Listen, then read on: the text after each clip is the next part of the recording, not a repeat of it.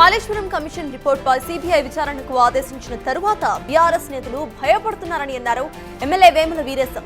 కవిత వ్యాఖ్యలతో అవినీతి జరిగిందన్నది తేలిపోయిందని అన్నారు. పేరు ప్రతిష్టల కోసం కేసీఆర్ రాష్ట్రాన్ని విధ్వంసం చేశారని అన్నారు ఆయన. ఇప్పటికైనా గులాబీ పార్టీ నేతలు తమ తప్పులు ఒప్పుకుంటే బాగుంటుందని సూచించారు ఎమ్మెల్యే వేముల వీరేశం.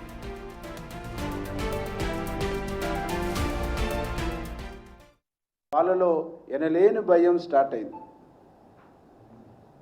అయ్యి రకరకాలుగా మాట్లాడుతున్నటువంటి ఒక పరిస్థితి ఉంది. ఇవాళ హరీష్ రావు గారిని కానీ కేటీఆర్ గారిని అట్లాగే కేసీఆర్ గారిని చాలా స్పష్టంగా మేము అడుగుతా ఉన్నాం.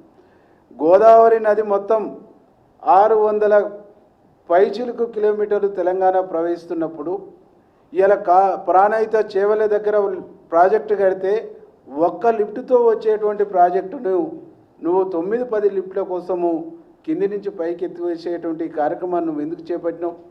నువ్వు వేసినటువంటి ఇంజనీర్ల కమిటీనే ఇక్కడ నీకు ఫీజిబిలిటీ లేదనుకున్నప్పుడు ఇంకా 3 నుంచి 4-5 కిలోమీటర్ల కిందికి వచ్చి నువ్వు ప్రాజెక్టు కడితే ఇక్కడ కూడా ఒకటే లిఫ్టుతో మనం నీళ్ళు ఎత్తిపోసుకోవచ్చు. మీరు తవ్వినటువంటి కెనాల్ కూడా వేస్ట్ కాదు, వేస్ట్ అయితే కూడా 3-4 కిలోమీటర్ల కెనాల్ మాత్రమే వేస్ట్ అయింది, మెయిన్ కెనాల్ అని చెప్పినప్పటికి కూడా కేసీఆర్ కిందికి వచ్చి కట్టిందంటేనే దీంట్లో అవినీతి అనేటువంటిది దాగింది, స్వార్థం అనేటువంటిది దాగి ఉన్నది, దీంట్లో దోపిడీ అనేటువంటి కాన్సెప్ట్ ఉన్నది.